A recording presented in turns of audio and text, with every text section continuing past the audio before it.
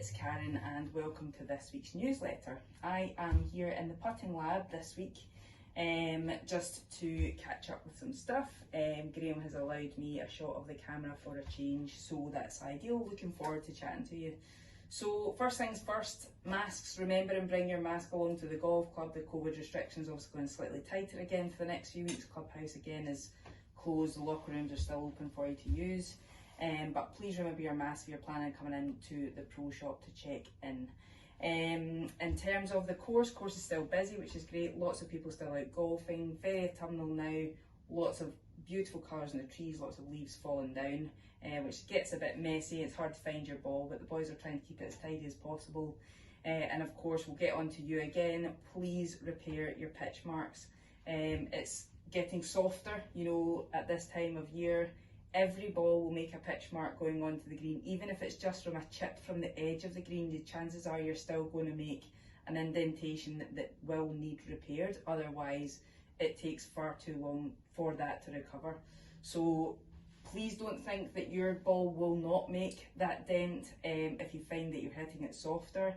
A 10-yard chip shot honestly will make that, so please check.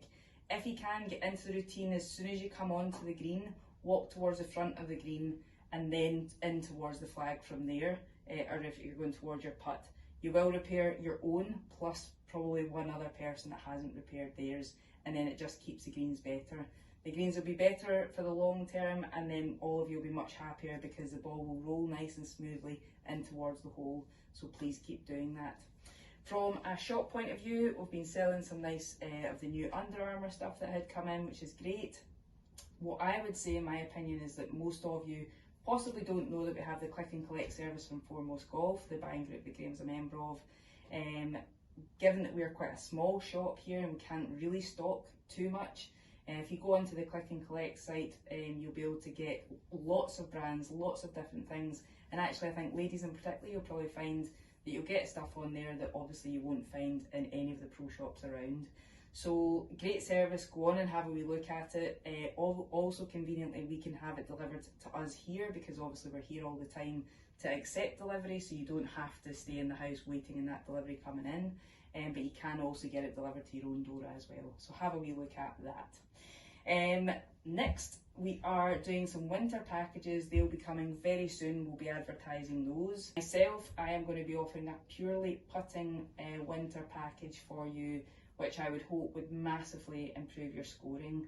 Today I want to go over a couple of things with regards to putting for you, and the boys will be offering probably slightly different packages. We're trying to cover everything so that we can help you all with your scoring. So for myself, I would say I'm a scoring and short game specialist, and we all want to help you improve your scores, but the short game for me is where it's going to get down to the nitty gritty. Some people come for a lesson and they will say they want to work in their swing, and their short game's okay, but when you get down to numbers, and I ask all of my customers and clients to bring in the numbers, so do you count your putts, do you count your greens in regulation, so that we really know where you can improve your score. Otherwise, it's really just a guess, and the chances of improving then are slim, and I think you'll find golfers go round in circles quite a lot of the time. So we need to know what specifically to us as golfers do we need to improve on. So from a putting point of view and scoring, just to give you an idea, if you're scoring in roughly about the 100 mark, you're probably taking about 40 putts per round. If you're scoring in the 90s, you're probably taking about 36 putts per round. If you're in the 80s, maybe 32 putts per round, and 70, 28 putts. So it's 4 putts per 10 shots roughly on average that people are going to take.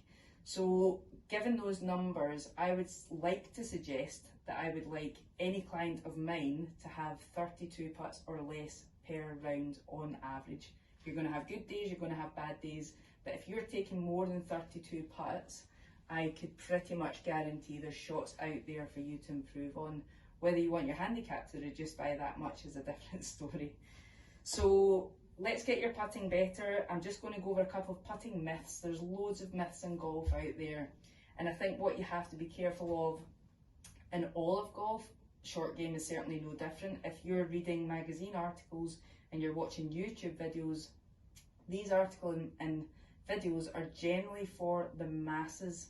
So someone's trying to teach lots of people at the same time, so it's not necessarily individual to you. So you have to be very, very careful that you don't undo something that you're doing well in effort to try and make it better.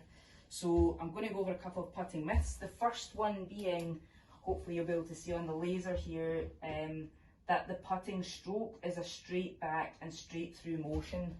It should be on a slight arc, so when you're set up, the putter should work slightly inside the laser line, back onto that, and then inside it again. So inside, on, and inside, so a slight arc. Some people have more of an arc, very much depends on your height, the length of your putter, and your general posture. But you definitely do want to have an arc of some sort. I strived for years to try and get that putter to go straight back and through, because that's the information I had at the time, and I ended up with an out to in stroke, so I typically just sliced the ball. It didn't roll very well for a time, and then I got to work on it much better, and for me, I'm a confident putter now. The other myth that I would like to cover would be that your eyes should be over the ball. So I would say for most people, if you're going to get a top tip to be the best putter that you can be, make sure that your eye is over the ball. So if you drop the ball from between your eyes and it lands straight on top of the ball, that's your eyes in the position. For me, if my eyes are right over the ball, I would typically aim left and have to push the putt to fix it. So for me to putt better, my eyes have to be inside the line of the ball. So how do you know what's best for you? Well, we have to measure it and see what your aim bias is, and we would work on specifics for you. So keep an eye out for the putting package, keep an eye out for the other winter packages, and I will look forward hopefully to seeing you again on the newsletter soon. Have a great week.